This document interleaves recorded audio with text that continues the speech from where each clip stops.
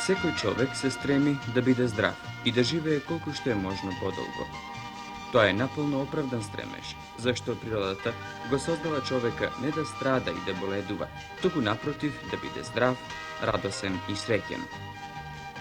Израз на доброто здравје е физичката и психичката состојба, сушност нивниот хармоничен развиток.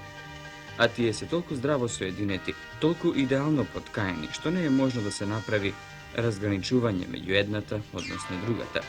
Или, поинаку речено, ако се наруши рамнотежата и хармонијата во едната состојба, да речеме физичката, истото ќе се случи и со другата, тоест психичката состојба. Уште римјаните, а многу пред нив и индиските јоги, како резултат на посматрање, дошле до формулирање на толку познатата максима «Во здраво тело, здрав дух».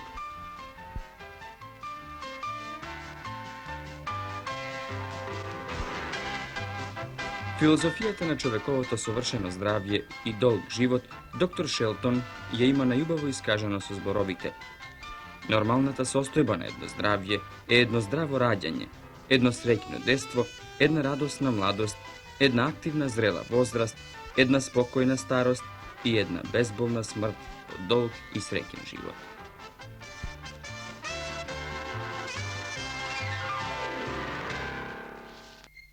Заболувањата на срцето и крвните садови се повеќе стануваат актуелен, јавен здравствен проблем. И тоа не само во поедини републики или региони, туку и во земјата како целина Југославија. Спрема расположивите податоци, сите видови користење на здравствена заштита, инвалидност, а посебно смртноста, сите се во поголем пораст. Групата од атеросклеротични и дегенеративни заболувања на срцето и срцевите артерии завзема прво место меѓу водечките причини на смрт. 1/5 од сите смртни случаеви во Југославија припаѓаат на срцево-садовни заболувања. Според статистиката на Светската здравствена организација, процентот на коронарната болест е во пораст во целиот свет. Тука спаѓа миокардниот инфаркт, ангина пекторис и хроничната срцева недостатност. Во цивилизованите земји, посебно во земјите со висок економски стандард, смртноста од срцево-садовни болести е на прво место, а коронарната болест добива епидемичен карактер.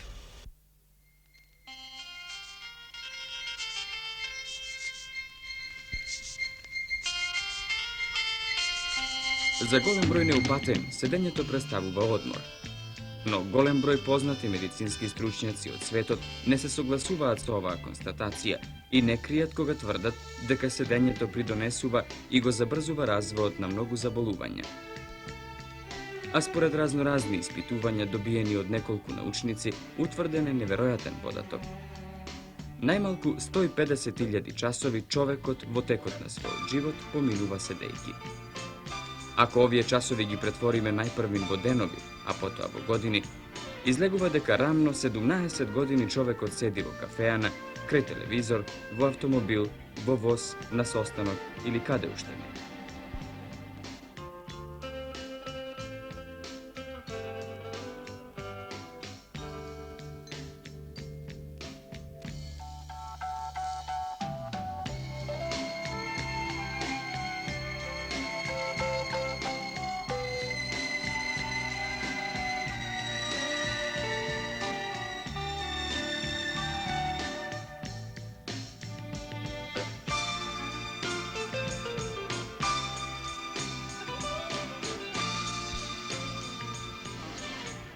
За автомобилот, тој придружник на човековиот стандард, колку што можат да се искажат пофални зборови, исто толку можат да се набележат и лоши, дури и повеќе. Зашто од една страна го загадува воздухот, а од друга ја намалува до крајни граници човечката активност.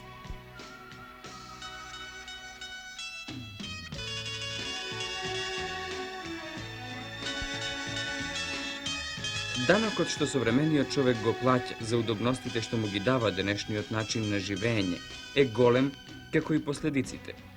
Ќе споменеме само некои од нив, а пред се ќе ве потсетиме на тешкотиите што ги предизвикува неактивноста.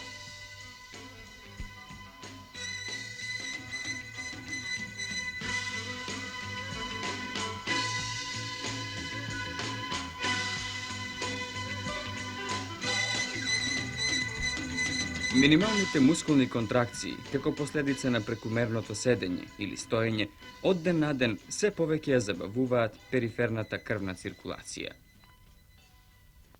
Оваа пак, директно, своето дејство го искажува на срцето и мозокот, со тоа што недоволно ги снабдува со исхрана, а како последица на тоа имаме мамурливост преку целиот ден, дремка, особено по јадење, замор по слаби напрегања, например, покачување на скали, трчање по автобус, намалена желба за игра со своите деца, намалена желба за прошетка со супругата или таа со вас и помисла дека почнувате да стареете.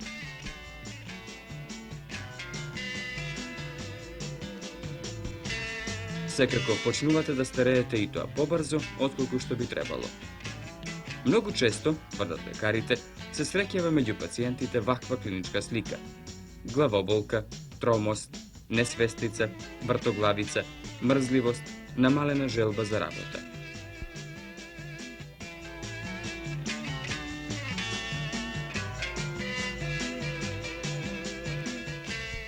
Денеска современиот човек е во постојана трка за времето.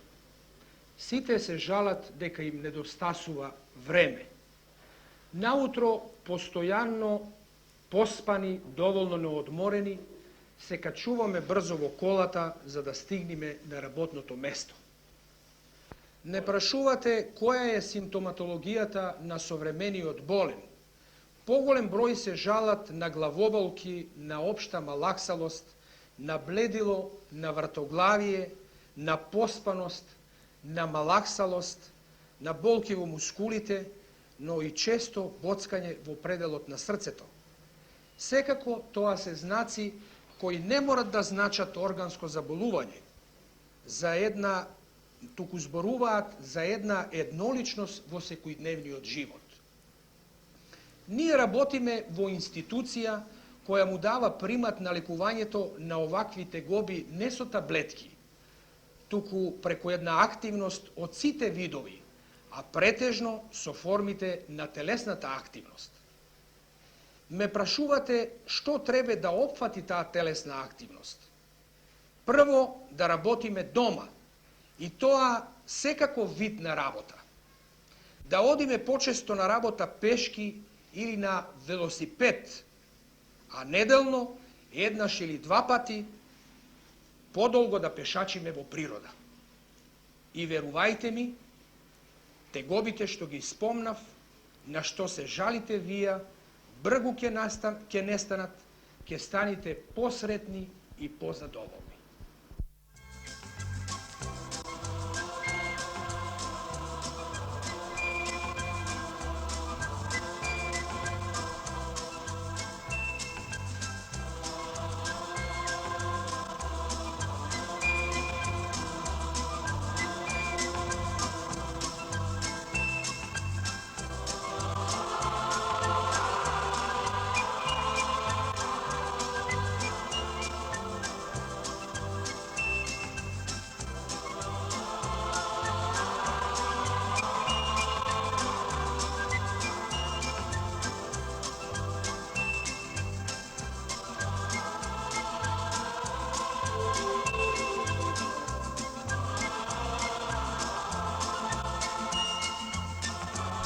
Значи, кога слушам вака, кога гледам сега по сокаци, младината закршлена, деформисана.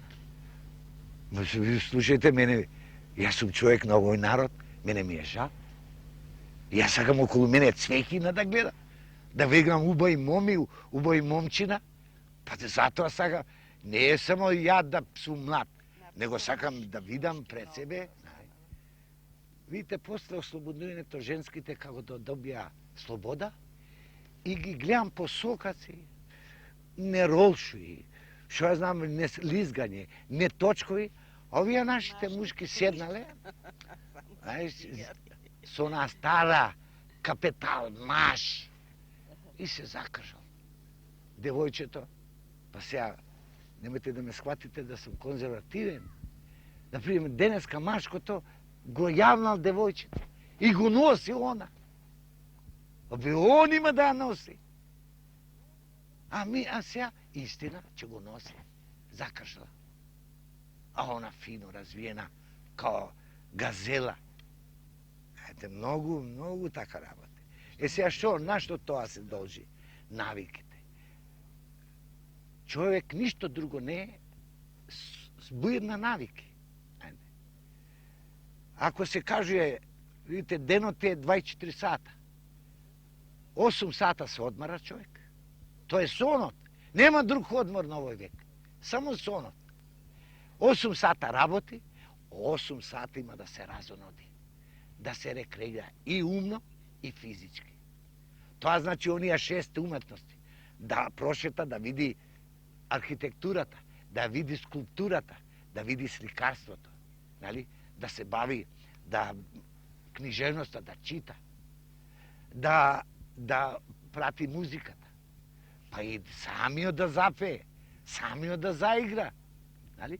И да се бави со онаа што рековме, 6-та уметност, ритмиката. Савршенството е на балетот, али ние не можеме савршенство да има, ние ќе се бавиме со други спортови, кои као млади ќе достигнат негде као некој врхунаc. Ако стари ќе си продолжат, ќе си одржават својата вака здраво физичката кондиција и така натаму. Видите овдека на водо, само на 1000 метра, така има ултравиолетни зраци. Па они рентген, па ние сме сега на рентген овдека. Они делуваат се многу лоши работи, ја не знам какви се органи имаме. Се го чисти тоа ултравиолетните. Доле, не, доле иматме само топлота. Затоа што има прашина многу голема и они не можат да ултравиолетните зраци. Еве, ние денеска што сме овдека, имаме по 6-700 хиляди црвени крвни зрнца. Плюс, они ќе се одиграт во здравјето наше, во така да е во работата, ќе бидам по-елан во работа, по-голема радост во радоста, да боме. Во животот има и таги, но човекот ќе ги сноси као човек. И затоа, кажем, пленарството треба секој родител уште од мали ноги своите деца да ги навикава да љубат природата. Ете, со нив самите да прошетуват. Ќе видат дека они сами ќе се обноват. Самиот родител, самата мајка ќе се подмлади, знаете. Да не идам малку, да не будем брутален, да ме разберете, вулгарен. Милувањата ќе им бидат здрави, фини. Жал ми е, знаете, денеска кога гледам млади, ја сакам да видам убав целув, убав бакнеш, она гледам лигавење. Не е тоа, не е тоа здраво. Да ме схватите. Да, тоа е оно што нас ни манка покрај такви убавини, покрај така здрав ваздух што имаме, здрави шуми, здрави планини и реки. Нажалост, еве ред години тука да доаѓаат родители, променети како за на театар. И детето и таткото све. И ги гледам одат, не сме да седне. Детето ќе пружи као дете рака по камчето, мајката не. Нема. Па некога си викам, па доста и толку што доште. Неколку чекора направиле. Иначе ништо ни тоа. Дали некогаш сте се запрашале вие што одите на спортски надпревари? Што прават овие момчиња 15 минути до половина час пред надпревар, пред започнувањето на својата работа? Часлав Божиновски, вие сте тренер, играчиве се загреваат. Зошто? За работниот ден кој ги очекува, поточно за напорот во останатиот дел на нашиот програмиран работен ден. Загревањето треба да овозможи во текот на работата да не дојде до повреда. Не само до повреда, него и припрема, максимална припрема на организамот за напорите кои го очекуваат секој фудбалер. Со загревањето ние го подготвуваме комплетно организамот, да може многу полесно да ги поднесе напорите и да во секој случај не дојде до нежелени последици, поточно до повреди кои се чести кај нас. gledate kako se u odnos na to zagravanje na мускулатурата, кардиоваскуларниот систем на зголемување виталниот капацитет, што ќе му овозможи многу полесно и поуспешно да го преброди напорот кој го очекува. А дали вие сте се запрашале некогаш што станува со вашето загревање пред започнувањето со вашата работа? Зашто, како што на спортистите, за да не настрадаат, за да не се повредат во надпреварот што им следува, е потребно загревање, исто така и на секој работен човек се повеќе му е потребна определена физичка активност пред започнувањето на секој работен ден. А како тоа да го постигнеме? Не ќе се загуби многу во време, ако по станувањето од кревет, барем 2 минути пред отворен прозорец, длабоко вдишуваме и издишуваме. Утринската гимнастика има многукратни позитивни последици. Со неа не само што се поттикнува подобар метаболизам на мускулите, се подобрува координацијата на одделни антагонистички мускулни групи и функцијата на кардиоваскуларниот, пулмоналниот и другите системи кои се приспособуваат на физичка работа, туку со утринската гимнастика се постигнува, а по правило се изведува под добри хигиенски услови, урамнотежување на процесот возбудување и кочење во централниот нервен систем, во кој за време на спиењето доминирал процесот на кочење. Дури така се постигнува еден добар ментален тонус и бодрост. Телото е физиолошки загреано, а човекот е физички и психички приготвен за работа. Психичкото задоволство е пред се во тоа да сме сториле нешто за своето здравје, а особено за срцето, за неговата превенција. Секоја активност бара енергија. Телото произведува енергија со согорување на храната. Во телото горивото е храната, а пламенот е кислородот. Телото може да натрупа резерви од храна, но не може да натрупа резерви од кислород. Неговото снабдување е потребно да се извршува постојано. Затоа и вдишуваме и издишуваме секој момент во нашиот живот, за да обезбедиме доволно кислород. Ако снабдувањето со кислород брзо се прекине, во телото акумулираниот кислород не би потраел повеќе од неколку минути. Најпрви мозокот, како најчувствителен орган, а потоа срцето и со ред другите органи би престанале да функционираат. Меѓутоа, бидејќи живееме во границите на атмосферата, снабдувањето со кислород е неограничено. Ако ни е потребно поголемо количество, ние едноставно повеќе пати вдишуваме. Тогаш, во што е проблемот? Проблемот е во тоа доволно кислород да биде упатен до сите области, сите мали скриени неброени делови во овој убав механизам што се вика човечко тело. Повеќето од нас можат да произведат доволна енергија за извршување на редовните секојдневни активности. Меѓутоа, на посложени активности многумина од нас не можат да издржат. Овој распон, оваа разлика меѓу нашите минимални барања и нашите максимални капацитети е мерило за нашата способност. Физички неспособните имаат најголем распон. Ово е бицикл ергометар со кој можеме многу лесно да ги испитаме функционалните можности на еден људски организам. Што значи всушност тоа? Преку него можеме да дознаеме колку еден работник или спортиста може да издржи оптеретување за одредено време под одредени услови. Принципот на работата на овој бицикл ергометар е многу едноставен. Ако сега на овој бицикл ергометар доведеме еден здрав човек, не болен, и го натераме да ја врши истата она работа која вршеше претходниот испитаник кој беше спортиста,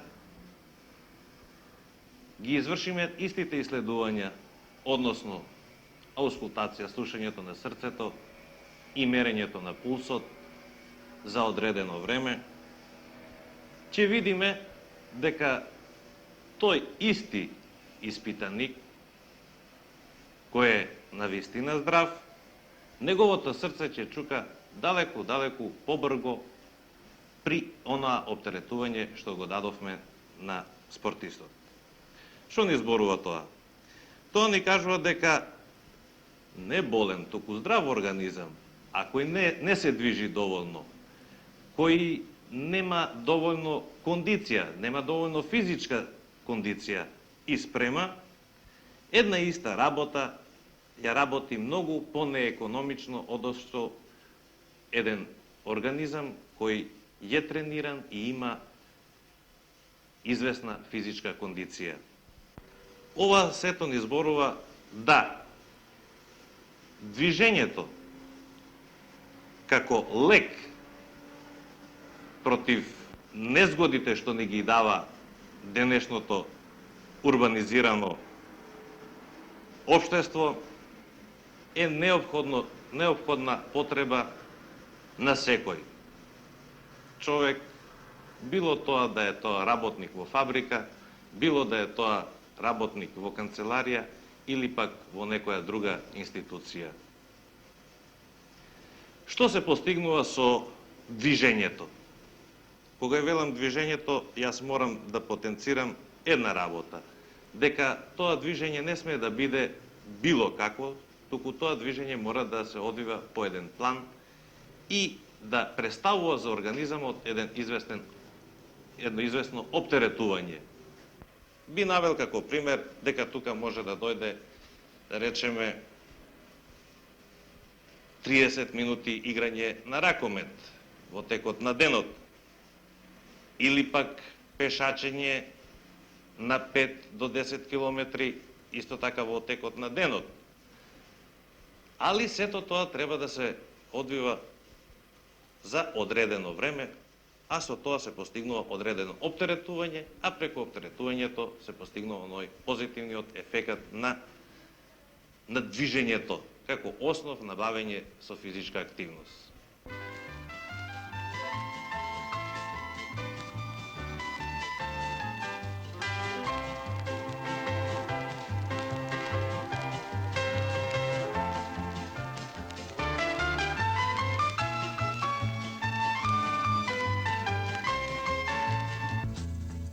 Какви промени настануваат во човечкиот организам кој е физички неактивен?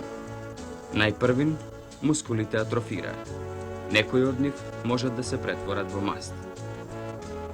Коските го губат калциумот кој преку бубрезите се излучува заедно со урината.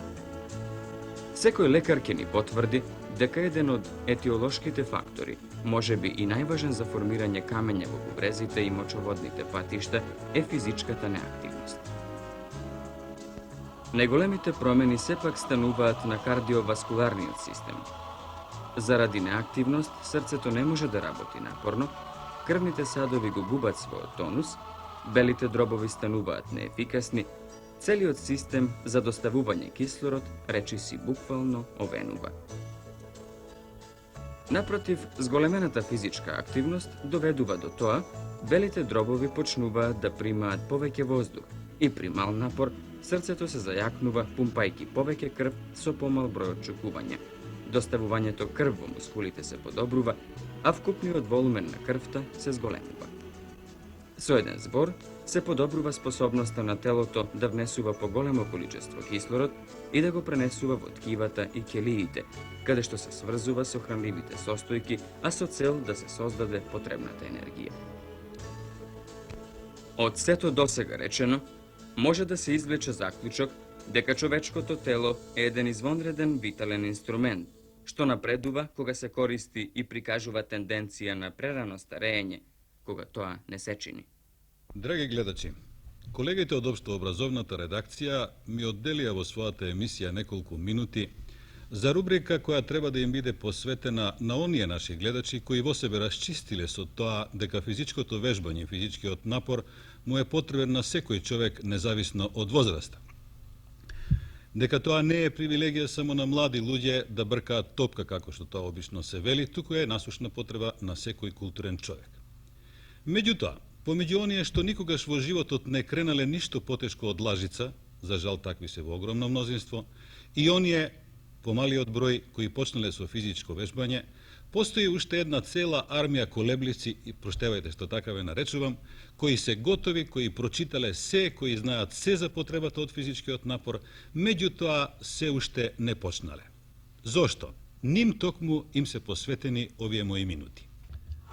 Всушност, многобројните мои познати и непознати пријатели и едномисленици изградиле околу себе вистинска одбранбена бариера, се разбира несвесно, со која го одлагаат почнувањето на својот тренинг. Тие знаат се, прочитале се, што е најважно и решени се да почнат, меѓутоа кога ќе го запрашате па зошто не почнуваш, следува одговорот по образецот број 1. Немам време. Представете си, ние немаме време. Според американскиот научник доктор Кенет Купер, кого веројатно доста често ќе го споменувам во оваа своја рубрика, за да имате максимална физичка кондиција треба по неговите таблици да освоите 30 поени неделно. Еден мој пријател ја зел програмата трчање на 4 км. За да освои 30 поени треба во одредено време таа патека да ја претрча 3 пати неделно. За да отиде до патеката да истрча и да се врати му се потребни 63 минути, односно неделно 189 минути или 3 часа и 9 минути. Ви поставам прашање. Можете ли за своето здравје да одвоите 3 часа неделно? Ако не можете, тогаш да не разговараме. Да не ве подсетувам колку време дневно минувате покрај телевизорот или во други ангажирања кои сигурно не ви се толку битни како здравјето. Тој мој пријател за кого стануваше збор има кола, а што е најважно, физичкото вежбање токму на тие со коли им е најмногу потребно. Меѓутоа ќе ви кажам и друг случај. Еден друг мој познат, инаку научен работник, ја зел програмата трчање на 1 милја 6 пати неделно. Пеш оди до својата патека 8 минути, исто толку трча и 8 минути се враќа до дом. Секое утро на своето здравје му посветува 24 минути, без кола. Ако ви се многу тие минути, молам. Меѓутоа, тој мој пријател има едно друго образложение. Вели, откако трчам, откако ја постигнав максималната физичка кондиција, мојата продуктивност е двојно зголемена. Откако губам за спортот 24 минути дневно, сега за 8 часа свршувам толку работа, колку порано за 16. Ете, драги гледачи, би сакал да ги чујам против аргументите на сите оние што тврдат дека немаат време. До слушање и до гледање во следната емисија, во која ќе зборуваме на тема «Каде да спортувам?».